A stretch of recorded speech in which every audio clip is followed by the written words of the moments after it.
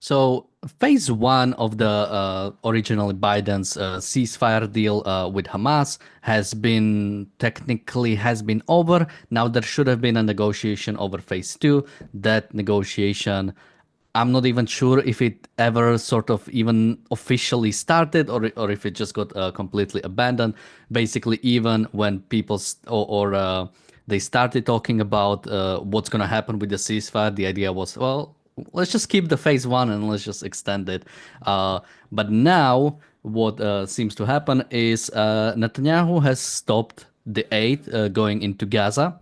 Uh, and we'll discuss this. Some people are saying that possibly, or that the IDF is getting ready for possibly going back into Gaza. So a lot of has been happening, especially since we haven't really touched on an Israeli topic in a few days, especially since what happened on Friday. So just a general sort of information. There's still 59 hostages left. 35 of them are confirmed dead by IDF. But yeah, let's get to the topic. Welcome to the Daily Objective. Joining me today is Alex. Someone in the chat says we want to debate. Unfortunately, we had to postpone the debate with Moshe Feiglin. It should be on next week. So let's hope for that, and let's hope this is at least adequate sort of replace. But yeah, Alex, I'll go to you about what do you think? But I have a quote from the Prime Minister who said, humanitarian aid turned into terrorist budget against us. What do you make of this revelation? I mean, no shit. uh, it's kind of, yeah, it's kind of crazy that it's even come, like, we're even justifying this. Like, oh, we're not giving them humanitarian aid because they're using it against us, right? There should be no qualifier. We're not giving humanitarian aid to the territory, to the people who just initiated an invasion against us. I mean, I even remember Israel was being kind of badgered to provide humanitarian aid by like October 10th. Whilst, they were still pushing back the invasion. If you want to think about how far into Israel's territory they actually got, it's the equivalent sort of drawn on the United States. I'd imagine it would get up to like West Virginia, right? Imagine it was like, oh, well, there was an invasion, but they only got up to like West Virginia. Yeah, like, yeah, it's not as if it was like Utah, right? Or it was a proper invasion. They managed to, I mean, if they would have kept on going for another, I mean, for context, I think to get to Kibbutz Be'eri from Tel Aviv is like an hour's drive, right? So that's how far, right? I mean, from Sderot it's 45 minutes. And they were, active in Sderot. So yeah, so Netanyahu's revelation about the humanitarian aid, I mean, it's not exactly something that I think even really needed saying. But since they decided to agree to this phase one obviously came with a stipulation to provide humanitarian aid, um, which they did. And according to their estimates, they have enough for 4 to 6 months. Now, Netanyahu has also claimed at the weekly cabinet meeting that Hamas is diverting aid entering the strip for its own use. I mean, color me surprised. I mean, what a Wow, shocker. crazy. Mm. Um, Something that also has been happening, especially it's important to remember that Israel needs to deal with its budget. And apparently, the budget vote still hasn't happened, and it has to happen at the end of this month, basically. And if it doesn't, the government automatically gets dissolved. The biggest problem is, of course, that specifically Ben Gvir, and I'm not sure if Smotrich even has problems with the current budget, but I know there have been problems with the budget. One sort of going even from the part of like they want to go back into the war. Both Smotrich and Ben-Gvir basically condition their support of the government and of approving the budget on if they go back. Now, this sort of puts Netanyahu in an advantage because if originally they continued with the deal, they then basically he wouldn't have the support. But now there is this one, he stopped it, and even if the new deal gets accepted, which Hamas is so far rejecting, there is a new sort of proposal from Witkov. Basically it would be a completely new framework where half of the hostages will be released on day one. Then there would be I don't remember, maybe like a month and a half ceasefire. And at the end of that ceasefire, if it was fulfilled, the rest of the hostages would be released. So no, like every week, like it has been until now, but basically in two big chunks. With basically, if that was accepted, it would sort of we would know what's going to happen with the government before even that deal sort of gets fulfilled. Now, Hamas has rejected so far this new proposal and also lashed out against Israel for cutting off aid, calling it cheap extortion, a war crime, and a blatant attack on the hostage ceasefire agreement. What do you make of that, Alex? Yeah, I mean like I keep complaining that I did not receive one package of humanitarian aid from Hamas this entire war. If we're supposed to be handing over humanitarian aid to each other during a time of war, then yeah, I mean if that's the standards, then many crimes have been committed here. Yeah, and in terms of Netanyahu with the cabinet, it's not just Ben-Gvir and Smotrich, who I don't think are like the squeaky wheels here. You have a lot of people, right, who are dead against this, right, who are dead against. I mean, continuing. I think phase two was supposed to be a complete withdrawal. And also, what else? It was also supposed to be, I mean, Hamas demilitarizing for 25 live, hostages that we want to get back. It doesn't, that that is not the way to get them back. Okay. Um, I mean, it's really quite astounding. It's really quite astounding how we even kind of have arrived at this ridiculous point.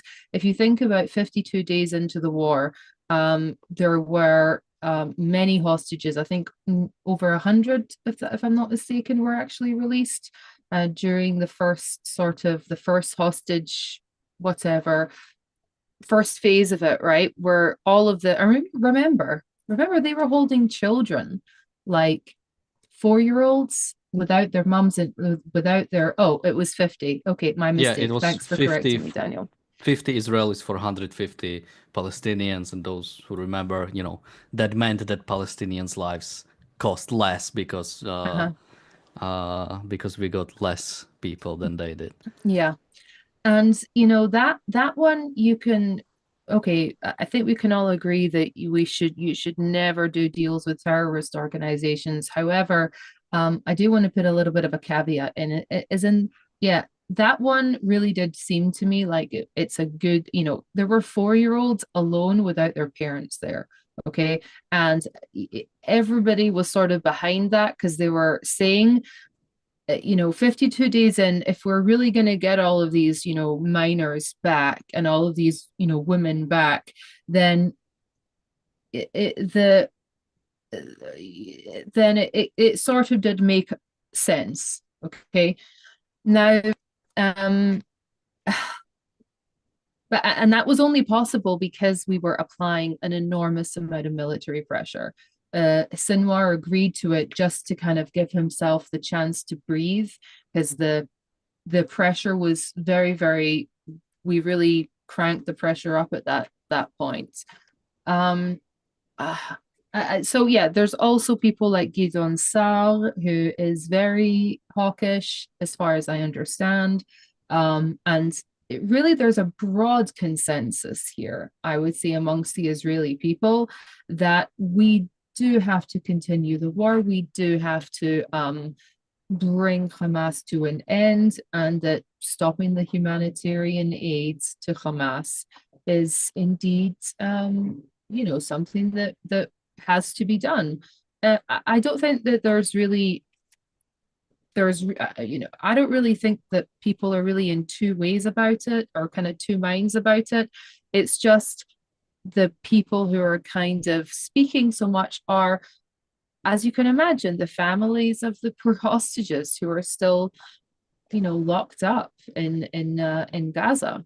But I think that this will get the hostages back far quicker than this negotiations with Hamas. Every day they get stronger. Every day that we're not destroying them, right, preventing buildup, they get stronger. And that's not the kind of strategic concept that you want to have right now. Yeah, and I mean, even comparing the deals, the first one was 50 Israeli hostages, and as you mentioned, many of them were minors, so really the sort of most vulnerable parts. 50 Israelis or 50 hostages for 150 Palestinians. Now, in the sort of the last few weeks, we had 33 Israeli hostages for 2,000 Palestinians. Now, even that last deal came out after relatively huge or big pressure coming from Israel that forced Hamas to sort of accept the deal. Now, again, any sort of deal with Hamas or with any terrorist organization will embolden them. But yeah, comparatively, Israel was at such a better place then, and the fact that now we are willing to basically say we might go back in, even if this just makes the deal a little bit better, which I guess in a bit we can talk about if Israel might actually go back. But let me thank a few super chats. Thank you, Bonnie, for a super chat. Thank you, Jonathan, for a super chat. He says more Alex, please. I agree. We have a super chat from Gail. Thank you so much. And a super chat from Ori.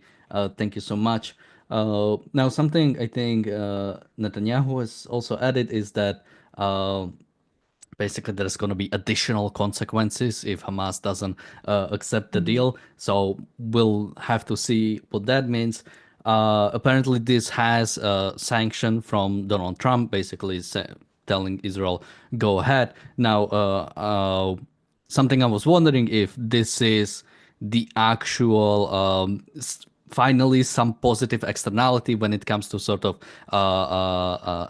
American policy on Israel, because even before Trump's inauguration, he forced Netanyahu into taking a deal. Then afterwards, he did say, and pretty much since his inauguration, Trump had a policy of "I don't care what will happen in Israel," which left Netanyahu sort of really sad because he didn't have anyone to push back against, and he didn't know what to do. So this really does seem like Netanyahu is deciding to go in a certain direction finally, and maybe we finally see some positives coming out of the Trump administration. What do you make of that? Um, yeah, it is hard. It is hard really for me to know, because in public it could be a face of um putting it all on Bibi, right? As in, I'm not holding you back Mm. in public, but then in private, really holding him back. I really don't know. Yeah, because Bibi has a problem with decision making. And I think that that is very well kind of documented, very well publicized, in that he's really a very skilled politician, very skilled. But in terms of actually being like a strategist for ending a war, I can't really say that that's one of Bibi's strengths. Indecision is something I'm told that really does kind of cripple him. And in terms of, in terms of like, it is hard for me even to kind of like, it is hard for me to even really verbalize how much of a different position we're in now than we were this time last year, right? Or even, in even September, October, really last year, when we had the kind of the full arms embargo. It was just revealed to us that we were so lacking in certain munitions, that we were using bombs from that we had left over from the Yom Kippur War, which is what, 1973. And that's why, many of the munitions actually didn't explode. And that's why there's so many kind of lying around there in Gaza. Um, so if you really think about that situation, it was extremely terrifying, where it actually was like, okay, they're not going to let us even have forget a strategic victory, right? They're going to make it so that we're even less secure than we were on October 6th, right? That it's we're actually being taken far, because now Hamas have had this massive win, okay, in the public arena, which therefore means that all of the various enemies are going to be feeling more emboldened to come from every angle. And when you compare that with now, whereby we have received many, many shipments and we're being given, at least in public, a green light to use them, okay, um, against our weakest enemy. Okay, I mean, Hamas is the weakest of all of the enemies that Israel kind of really has. So when I compare those kind of situations, it's night and day. All right. And it with all of the kind of the Steve Witkoff and him, and apparently coming and bullying Bibi, whatever, it really does put that in a different perspective and a different light. And of course, you're not. It does feel like we have the moral support, right? But also you have to, like, what would be where is the benefit here in not letting Israel defeat Hamas? I mean, it's there's no downside, unless, I mean, from what I understood, it was all of the kind of the political appointees in the Biden State Department that were all demanding, that were all kind of demanding Israel capitulate to Hamas, and we're continually doing this gaslighting about there being a humanitarian disaster from about like the second day of the war, basically. Um, it was really quite astounding. Like, maybe we should have said, as when they first started asking us about the humanitarian aid, well, did Hamas leave any humanitarian aid in Kibbutz Be'eri? Did they leave any humanitarian aid when they took people out of their cars and just executed them? Did they leave them like little lollipops and prayers and goodwill? Like, what the whole thing Yeah, makes me.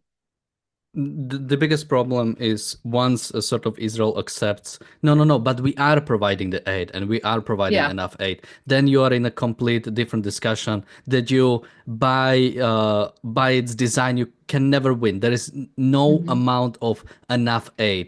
The only Mm-hmm. way to sort of fulfill those things is to basically get out, and that's why sort of thinking of principles and thinking of what is important, or sort of what is fundamental, is really crucial. Basically, it should have been if somebody said, hey, there are Palestinians starving in Gaza.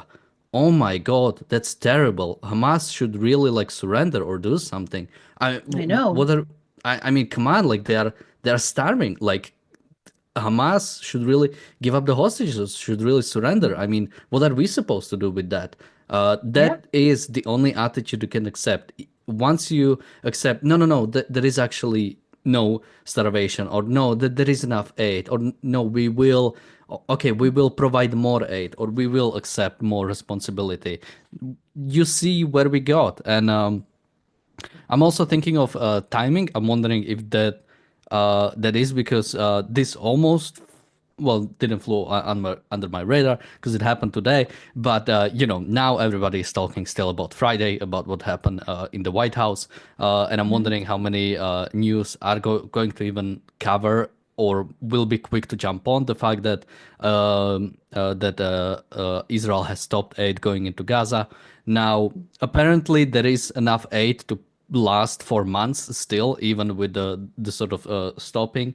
Uh, and I don't even wanna, because that is sort of like a really almost dishonest tactic that I see it in my own country, where you basically overwhelm so much stuff, or you do so much stuff at a time that news cannot handle basically covering everything, and you can sort of get away with stuff. Flooding the zone is what they Yeah, call it. and it's unfortunate that the only way Israel can sort of do the right thing is basically Mhm. rely on these sort of tactics. That basically Mhm. something else is happening, so now we can do this stuff. Not to mention something, I'm not sure if you Mhm. watched it, but apparently Israel is preparing to move deeper into Syria. Has set up in some ways. I've seen few stuff about it. I'm not sure Mhm. if it's gonna fully happen. Apparently, like go as far as Damascus to protect the Druze communities. So I mean, I hope not. I mean, I really hope we're not going as far as Damascus, but because then we would have to what? Control that population? Yeah. yeah, so that I don't want to bring this in Yeah. because I've just seen Sorry. some stuff of that. The situation will develop, so we will Yeah. cover it. I just wanted to mention it. Now, I think the final question really is: will Israel resume the war? The Hmm. defense minister Israel Katz has said that military is preparing for option of war resuming. Now, this Hmm. doesn't mean that necessarily it will happen. Just that they are being ready, or they are getting ready for this to happen. Uh, I mean, Alex, what do you make of it? I mean, it is Yeah. really something that is necessary, that absolutely should happen.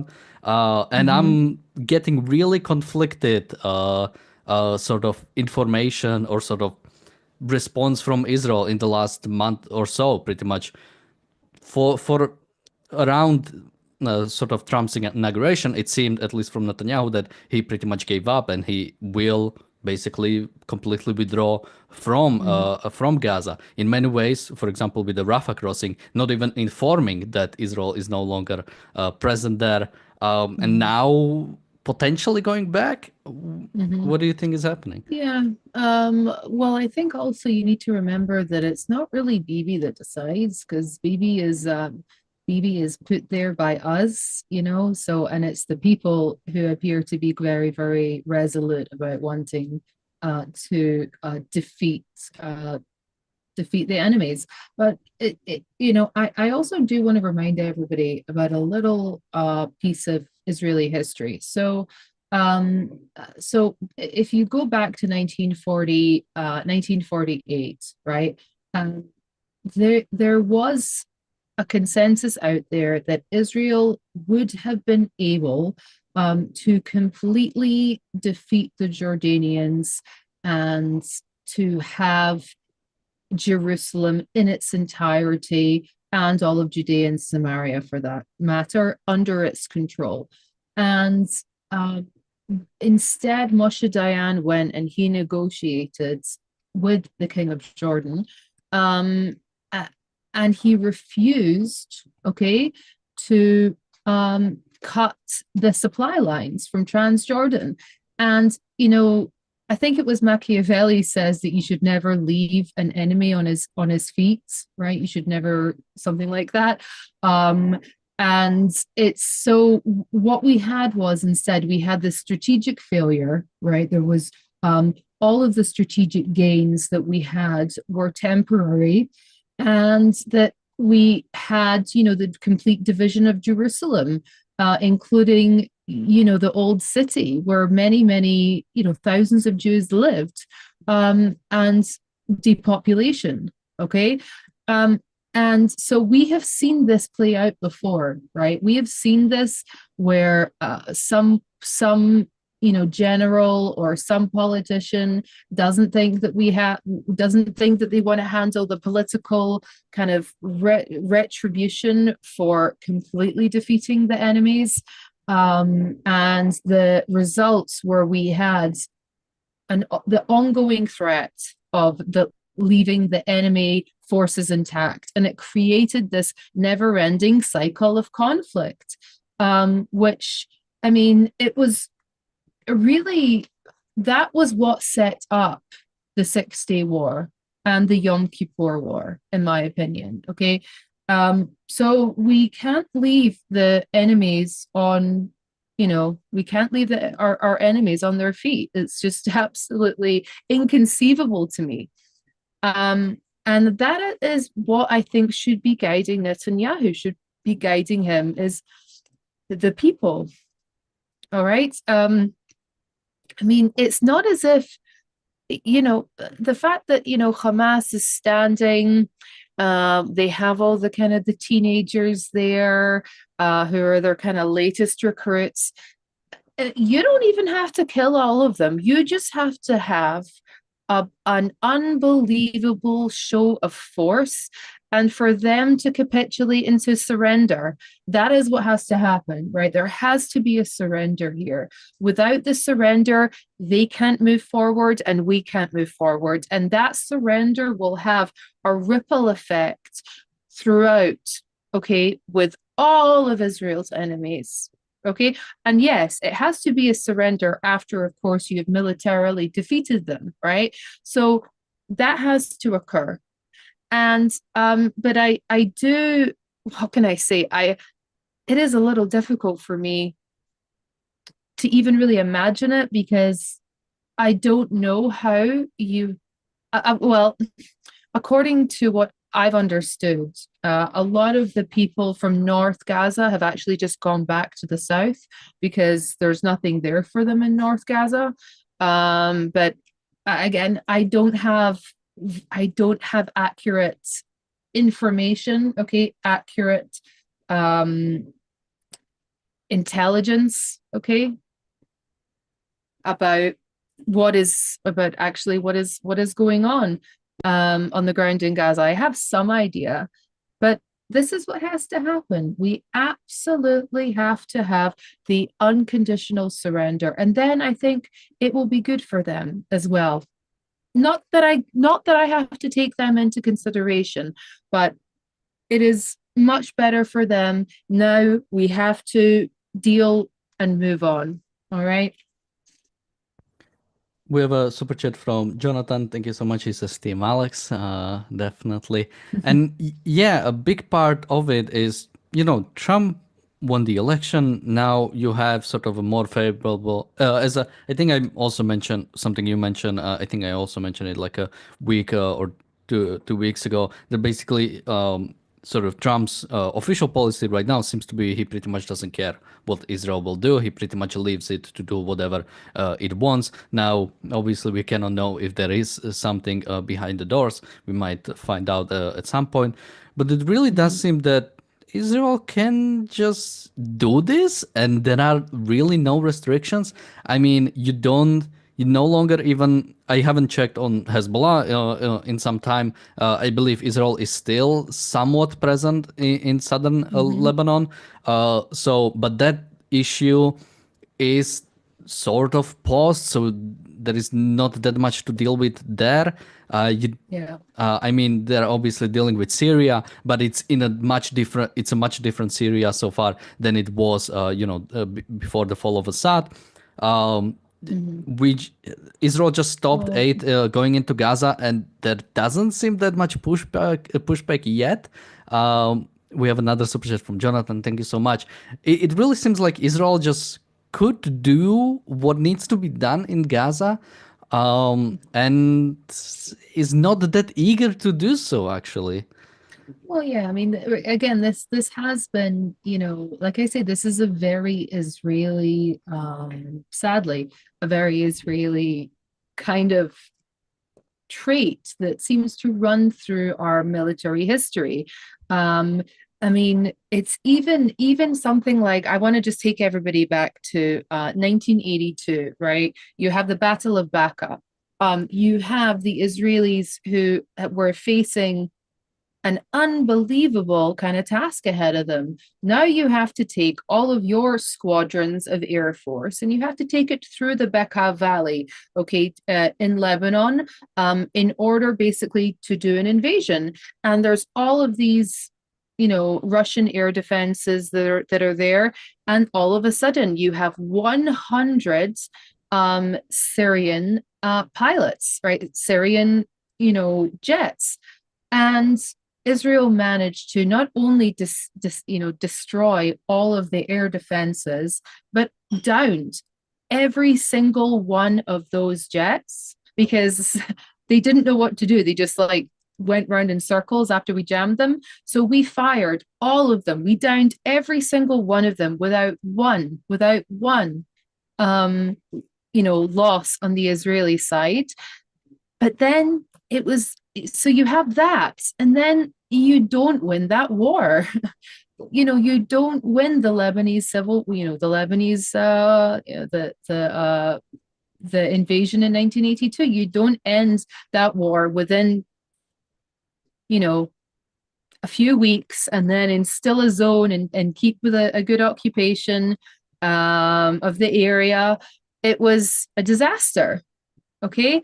So this is, we seem to have these amazing strategic wins that are just kind of, and then after that, you just sort of have this quagmire of attrition, which is really what we can't have. The Israeli strategic kind of doctrine has always been to fight on the enemy's territory and to fight very short wars, okay, like weeks, right?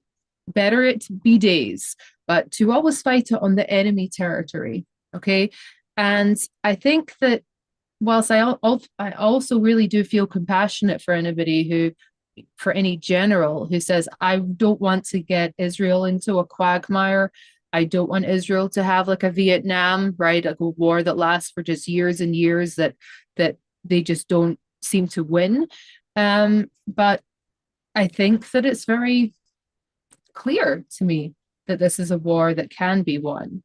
And this is a war also you can also defeat. I mean, I think any objectivists, right, who are watching this also know that you can also defeat ideas, right?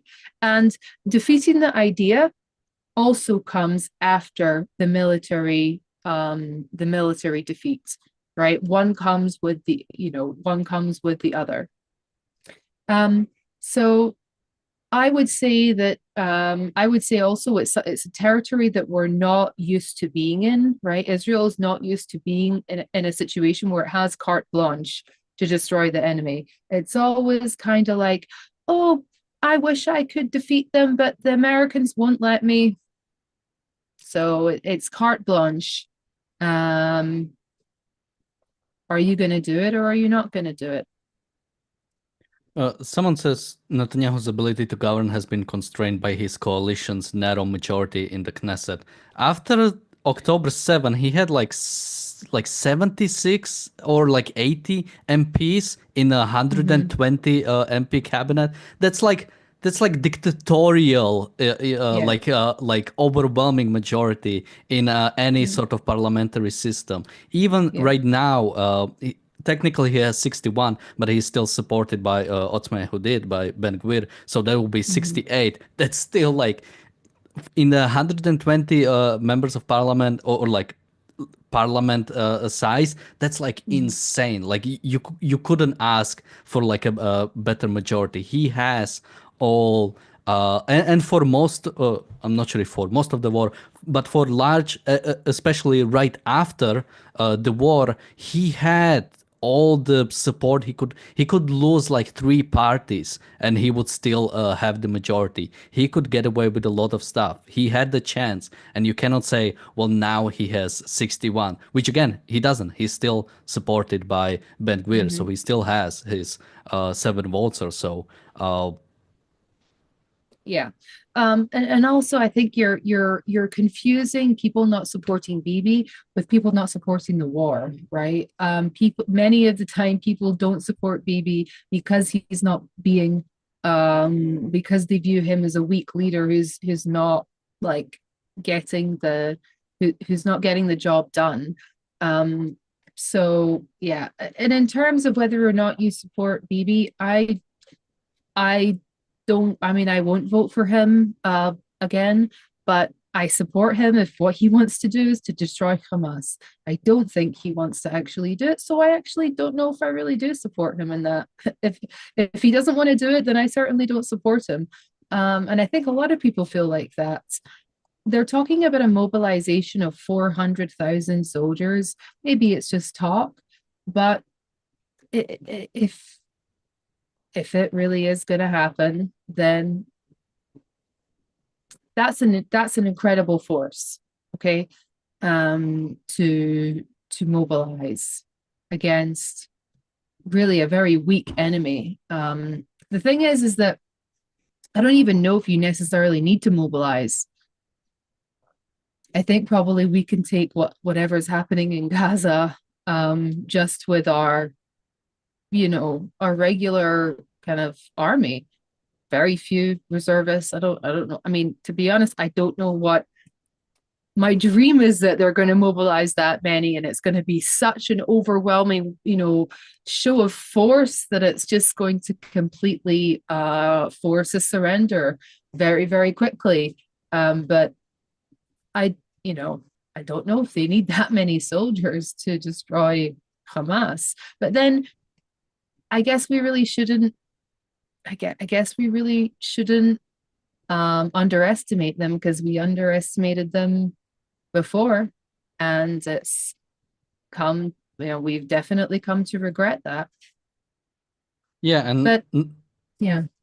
yeah, not to mention that in large part, this is not like a practical problem. The fact, like, you cannot expect to fight a war properly when you're like actively supporting the enemy side. I mean, Mhm. America didn't have to invade the mainland Japanese island. They were actually on the brink of starvation, which contributed to the large part of their surrendering because they realized, well, yeah, we are actually gonna starve. We are actually all gonna be wiped out unless something changes. And Mhm. Hamas, besides the sort of the first deal, first ceasefire deal, has never really been pressured incredibly hard. Yes, many of them died, many of their leaders died, but is still able to basically stand up tall and say, I mean, I read this at the start of the show. Say something like, "We will not be pressured into taking a deal."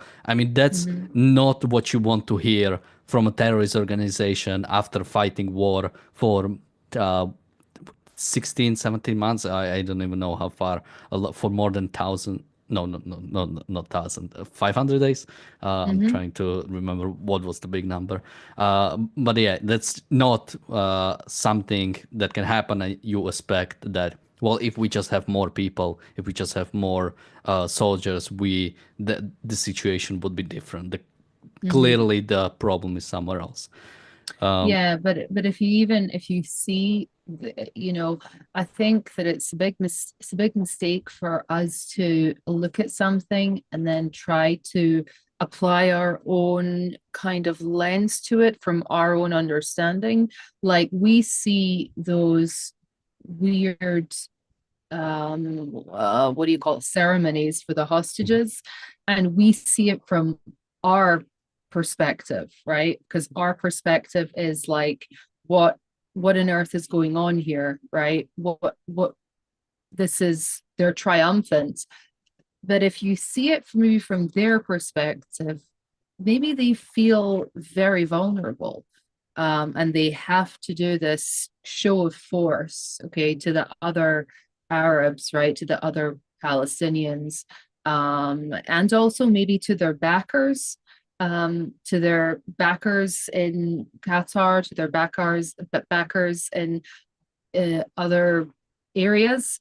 Um, so, I think it's very important to understand that terrorist organizations and dictators, they're only able to stay in power as long as the population remains compliant and scared. Um, and it sort of smelt a little desperate, right? Those kind of, those shows of whatever, right, that we saw, that their celebrations and their graduation ceremonies for the hostages, there was a real air of desperation about it. Um, and I wonder if a little push, right, and the people won't turn against them and start lynching them in the streets. Okay. There's a lot of guns in Gaza. Okay. There's a lot, right? And if you see that they're doing these very brutal public executions and very brutal public beatings of people who, spoke out against them, right? During the past year. So I wouldn't be surprised if it is not the Israelis that destroy Hamas once and for all. If it is, if it is actually the people. Yeah, I mean, you could say we've seen something similar in Iraq, in Syria, when, it once, how does the regime fall slowly and then all of a sudden, or something Mm-hmm. along that lines. Yeah, it might be that, it seems slow and then, something snaps, and in few days or in few weeks, basically, Hamas is non-existent or is basically no longer a player. And in some ways, you could see that as basically doing these sort of little actions. Well, Mm-hmm. we forced the hostages to watch other hostages being released. We release information about some hostages. We do these ceremonies. We do intimidate hostages. But at the end of the day, they are releasing the hostages. They are dealing Mm-hmm. with Israel. That is not Mm-hmm. something that's popular of a terrorist organization. We don't negotiate with terrorist organization. Well, so terrorist organizations, it's not in their sort of interest to also basically just deal with Western sort of Mm-hmm. governments in any way. That's why even someone like Mahmoud Abbas is super unpopular, because he is viewed as someone who does negotiate with the West, or who does try to deal with the West. Mm-hmm. Well, maybe a big part of that is because they haven't really ever been made to feel like there was any kind of consequences to their actions. There's been a long time now that they have not been forced to really confront that the consequences of attacking Israel and the consequences of attacking Israelis. Okay, that it's very clear if you see, right? Like, we had that example from Ahed Tamimi, that's sorry, Ahalam Tamimi, not Ahed, or what, one of them, that's not the suicide bomber, the one that goes up to soldiers and like smacks them in the face. That no real, occupying power that you're really scared of, you would not act like that. Okay, so when you are confronted with the consequences of attacking the Israelis, yeah, so maybe then you'll back down, and then actually you won't look upon uh, Abu Mazen with disdain. You'll look upon the jihadi groups that are terrorists with disdain, saying, I can't believe it. These people are dragging us into more violence. I can't. It was so traumatic last time we attacked the Israelis. It was just such a big, shit show. I don't want to go through that again. So, Maybe Yeah, this will be good for everybody. we'll have to hope for that. I really do love that example of like when they try to see show how Israel is this genocidal regime, and you have like videos of them running up to them and as you said, sort of like annoying them, and then Yeah. take an actual dictatorial regime like Russia, when if you go Mm, to the Red Square with a blank piece of paper, you get dragged away by mhm, police. This is what actually happens in authoritarian regimes. We don't have videos of people coming. Well, I guess we wouldn't have videos of those either way, but sort of people going to the Nazis or any sort of like actual dictatorial and sort of being able to tell the tale afterwards. mhm. But with that, we'll continue following what's happening. This is a positive sort of development, especially since I was pretty much completely surrendered, or in a sense, I didn't expect anything positive to pretty much come out. Yeah. So let's hope this continues going in the right direction. And as well as I'm wondering where the sort of Syrian situation will go. Israel is Mhm, still in Syria, and apparently there is some neighborhood, Druze neighborhood around Damascus that has been targeted mhm. by HTS, and Israel Sure. might sort of do something to preserve it, or possibly someone was saying even set up some sort of a regime in southern Syria with basically Druze control. Mm, So yeah. we'll see also that development in the upcoming I days. also heard that we asked the Americans to allow the Russians to maintain their military base there, because we thought that was going to balance out like the Turkish Uh, influence. So they're clearly panicking over Syria because, yeah, I mean, it was no picnic for us when the Russians were in town.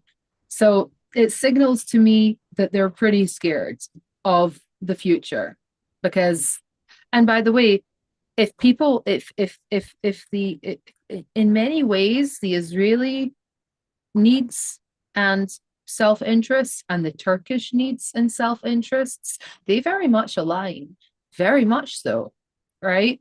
um I mean the Turks are weirdos in this neighborhood, right? People that the Arabs don't view them as a good mm. influence. They hate them actually. They see because of the Ottoman Empire and also because they're not Arabs. So they don't speak their language. There's not a great, they view them almost, I mean, they don't view them as like infidels. It's not like the Alawites who are just pure infidel, right? They're just another, infidel Shia group. Her, like whatever. Um, so they're weirdos in this area, and so are we. Okay. Um, in many ways, our needs align with Turkey, right? Um our vision for what has well, I don't know what Turkey's vision for the future is, but in many ways, their adversaries and our adversaries are very much the same group of people. But it seems like we can't, Yeah, you I mean, know, I haven't recognize that. I haven't researched sort of the more recent history of Turkey that much, but Hmm. historically, Turkey and Israel are allies. Turkey is in NATO, everyone still. It's only the recent, I think, sort of change with Erdogan that has pushed Turkey in a much weirder, much Yeah. more adversary sort of direction. And I mean, I'd welcome some sort of pushback against Yeah. Erdogan in Turkey. But I don't know how likely that is because it seems like his sort of position is pretty much entrenched, and he is breaking up relations with Israel. He's breaking up relations with most of the West. Originally even blocking Sweden's and Finland's entry into NATO. So, but yeah, you're right that it is sort of, and for a long time, like it has been a better or sort of relatively better sort of country, even if you consider it sort of part of the Middle East, much more secular, much more even hope potentially Western or wanting to be more Western. Uh, but it is now shifting a Yeah, bit. I think it's so. I would be interested to see what comes from this because, um, our Erdogan threatened to cut off relations with Israel, but we still had diplomatic relations and we still had trade relations as well. It was sort of almost like just blustering because Turkey is they basically import everything, okay? In terms of and they're threatened very, and I think that was a real mistake of Israel in uh, arming the Kurdish forces, right? Because Turkey is correct to be pretty scared of the PKK and others. And us arming the PKK, it was kind of like Turkey arming Hamas. The way that they viewed it, it was a very bad thing to do, because they were right. I mean, the PKK are bad dudes, really bad dudes, and they very much view the Kurds, who are 40% of Turkey is Kurdish, okay? And them wanting to be autonomous, okay, or them wanting to secede, it is a very big deal to them. And people who say, oh, it would be good for them to have a bit of autonomy, that's kind of sounds to me a little bit like oh, why can't Israel just free the Palestinians, right? And I don't think, and so I think that it's also Israel has also done a lot of damage to that relationship as well. How would we like it if, Turkey actually gave was actually had a clandestine operation to arm Hamas, right? We would feel pretty pissed. Yeah, I'm just trying to check because I think 40% Kurds is a bit too much. Now, just reading from Wikipedia, it seems closer to about 20%, which sounds a bit more. I know they are mainly in the southern east parts of Turkey and have been basically this sort of thing has been an issue for, Mhm. I mean, not like last few decades, but more like pretty much Yeah. since the founding of Turkey. Um, So that 40% is actually a statistic that I got from Michael Duran, who is, I would say, the guy on Turkey, like the Turkish expert, right? So I'm pretty confident in that, but I'm always open to be corrected. Yeah, I mean, the big problem with sort of ethnicities is that It's oftentimes, very especially, fluid, yeah. and sometimes even up to going as far as basically suppressing a sort of Hmm. people, even not to mention, especially in Turkey, I would imagine the relations are not the Hmm. best. It's probably easier if you don't sort of Right. basically say that you're a Hmm. Kurd. So I could sort of see either way. I'm just saying what It's also is yeah. It's also very interesting, and also for me to say that the Kurds in Syria and the Kurds that are in Iraq are not the same Kurds, okay? Like they don't speak even the same language. They can't even communicate, right? It's like they're different peoples and they don't support each other, right? The Kurds in Iraq, who Israel has very good relations with, and we actually, as far as I understand, have been to Iraqi Kurdistan, okay? Them wanting to be autonomous and the Syrian Kurds wanting to be autonomous, it's not the same thing. Yeah, I mean, even while I have the Wikipedia page, I might as well read Yeah. up. It looks like it's almost 20%, and basically 10% of the Kurds are sort of like Kurds, where they Hmm. speak sort of Kurdish or they speak the language, and about 8% of those are basically sort of more Turkish Kurds, basically their main language or sort of their first language being Turkish. So yeah, but I know very little about that, so I pretty much Yeah. cannot say Mhm. either way. Uh, Yeah. sort of big thing whenever you have these sort of ethnic minorities and you hear them saying, or sort of you hear someone saying, well, they want a sort of autonomy, and you could Hmm. say, you could take the Catalonians in Spain. You could take the Russians in Ukraine. You could take the Kurds in Turkey. You could I don't know what else. It's like in India. You have a bunch of them. Mhm. It's super hard to sort of, usually the way I judge it is by sort of what how I feel about the government itself. Generally, I Mhm. do not trust any sort of more authoritarian government to sort of handle any sort of. I mean, Mhm. they don't have much respect for individual rights. Sort of Sure. any sort of so that usually sort of goes from that. While if I'm a bit more positive about the government, such as Israel, I have a bit sort of I think because someone I saw this point, so I'll make it basically. There is a potentiality that Israel will go further into Syria to protect the Druze communities, and Mhm. someone was saying, well, this is like Russia saying they're going to protect Russians in Ukraine, and the big part is like you could have the same thing, and it is different. It is different when a dictatorship or when an authoritarian nation says they are going to do something, and when a largely free or relatively free Western sort of I would say better country does something. I think there is a major difference, uh, sort of, or the way I view it when the good Mhm. guys do it. And I know how it Mhm. sounds, but I think Well, it also, does make sense when you think about yeah, it. Syria is not a country. Again, so I know. Syria is, yeah, I mean, it's not a country right now. Um, it's not a country that has,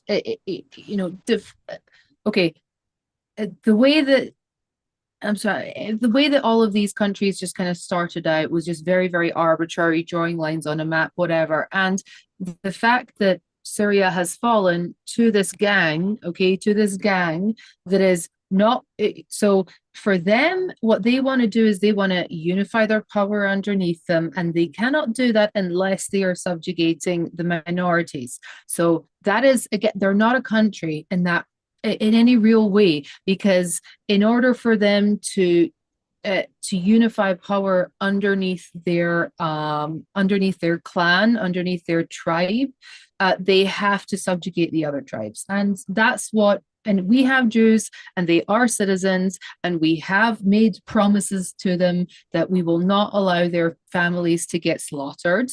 Although there are serious security considerations as well to be made. So, yeah, yeah, Yeah, and it's I think as Robin rightly puts out, are they moving towards freedom or away from it? I think that is usually the best way to sort of judge any situations. Now, when it comes to a lot of even ethnic conflict, oftentimes the sort of there is sometimes you can point out the specific desire that they want to sort of establish a more free nation. My Mhm. biggest, whenever someone asks me about Serbia and Kosovo, I almost never know what to really say because I Mhm. still have no idea about what to really think about it. Um, Can I just mention something sure. as well here? So, Bonnie in the chat said that calling Kurds a stateless people legitimizes, which is on Wikipedia, legitimizes an anti-individual view of man.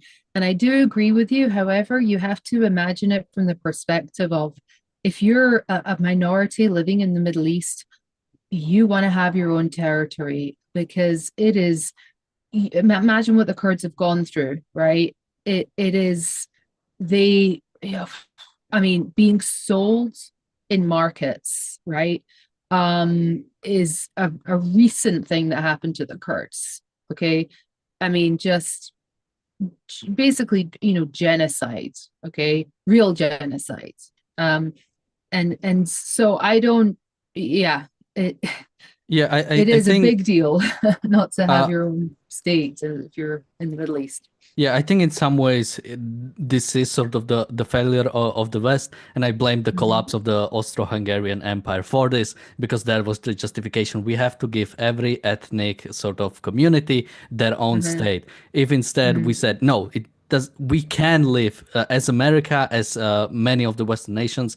Ethnicities can live together if you set up the system properly, and Yeah. we gave gave that up. We gave up that. So now everything is about, or sort of the main thing is about, do ethnicities have self autonomy rather than do individuals in every state have their rights being Mhm. recognized. I really Yeah. I dislike when the arguments start being about, do we, how do we split, or, the people make this argument about Africa. We just drew a bunch of lines with no like respect for like for ethnicities or anything or language lines, and that is really just dumb way to think about it. The people will kill each other if they are dictatorships. If a dictatorship or Right. Well, authoritarian nation exists, they, just because the line looks a bit different doesn't mean that suddenly nothing yeah, bad will happen. but from the perspective of someone who's living underneath that line, living inside that line, you could understand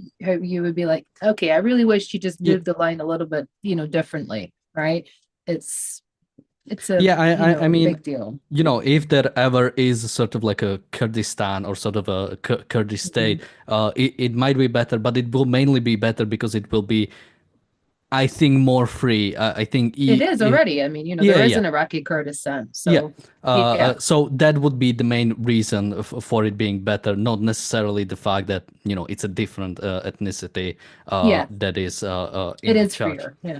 Not to mention that if it wouldn't be free, then any other ethnicity that wouldn't be Kurdish wouldn't necessarily Mhm. wouldn't necessarily be that much better at that. Sure. Well, I think from what I understood, a lot of other ethnic groups go to Iraqi Kurdistan to so that they don't get slaughtered, right?